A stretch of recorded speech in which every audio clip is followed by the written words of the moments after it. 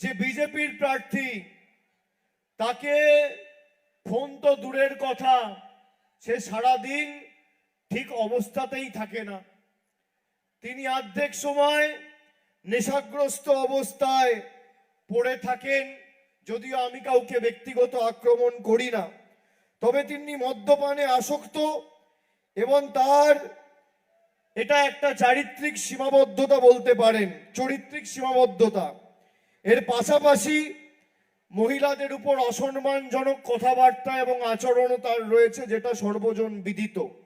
এবং এমন একটা দলের প্রতিনিধিত্ব করছেন, ভারতীয় জনতা পার্টি, যেটা রাজবংশী সম্প্রদায়ের মানুষকে বারে বারে হতাশ করেছেন।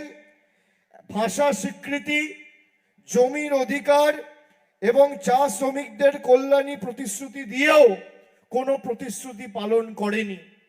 এমন একটা দলের প্রতিনিধিত্ব করছেন